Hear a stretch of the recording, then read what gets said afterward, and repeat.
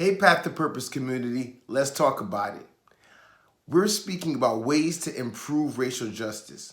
I just got off of a panel. It was at a high school MLC, which stands for Metropolitan Learning Center. It was a great panel. The youth there are great.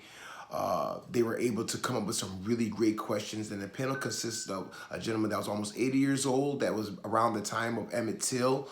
Was murdered. He said his brother was actually in Emmett Till's class. We had another lawyer that had been advocating for racial and social justice for a long time. She'd been part of the civil rights movement for a bit there. And we had another young lady that had attended this high school and moved on to attend HBCU. She's in her senior year there. So and then you had myself on the panel. So the array of responses to ways of improving racial justice ranged, but I extracted a few that I wanted to share with my community, because although the youth came up with these questions and we were letting them know what they can do to empower themselves in this regard, I feel like as a community, adults can also do some of these things. So hey, my community consists of both youth and adults. So I wanted to be able to expose you to these different ways of improving racial justice within our community. Let's start listing them.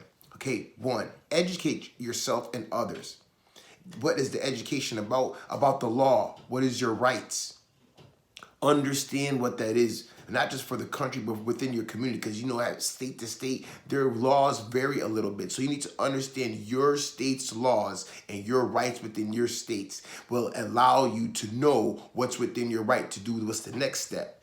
If you want to protest, I believe it should be a peaceful protest. Again, knowing the laws and rights of your state will allow you to protest in a manner that is not threatening to your ability to be locked up or incarcerated while you're doing it, or hurt while you're doing it.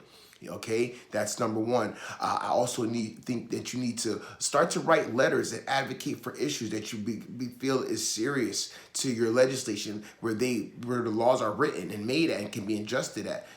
Shed the light on it. Write a letter, type a letter, send it to your legislation within your state. I believe you should also get involved in using your social media platform to be able to promote issues that you feel are serious. I believe that this has helped us a lot to move forward on the racial justice and injustices within our community in this country, by having social media and people with cameras everywhere have shed the light on these issues in a way that it's applied pressure to those in power to have to make certain changes or adjustments in dealing with these issues, as in contrast with before in our past, they didn't. So they just did what they wanted to do with us, and nobody said anything, and we just get flushed down the toilet. We get killed, we get locked up, and hey, nobody says anything. And that's changing. So we want to continue to do that as you move forward. Volunteer within your community to be able to help uplift, educate others, and support others within our community that need it. Because a lot of times the reason why that racial justice or injustice still is prevalent within our community is because we just don't have enough people or leaders speaking to our community about ways to evoke change. The gentleman, like I said, that was there today let us know that it was almost only 5% of the U.S. population was involved in the civil rights movement. And I was like, only 5% across the whole nation? Like, yeah. Collectively, only 5%.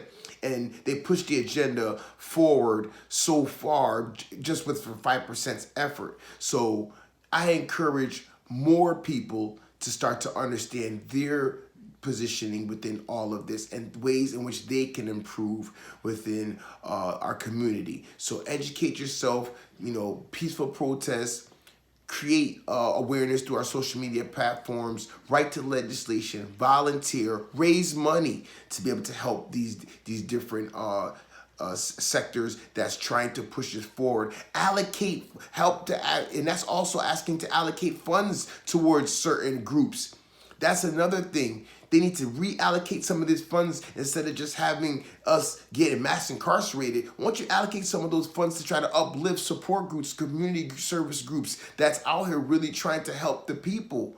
Okay, so these are just things that I wanted to bring to my community because I believe it's important. It was a great opportunity to be on this panel today and hear, like I said, the awareness of the youth by them coming up with these great questions, and this was one of them, ways to improve racial justice. So I extracted a few of them to come and speak to my community about today. So there it is. I shared it with you, and hopefully this will help you to improve in the way that you view and use your voice and your access to social media and your access within the community of reaching out and talking to people and bringing awareness to what you know or feel strongly about. Like, subscribe to the channel. Leave a comment or two of just other ways that you want to suggest towards to the community of ways of improving racial justice. And of course, by all means, please share the video. Share the video with others so they can be uplifted also by whatever we spoke about today. I'll see you on the next one, y'all.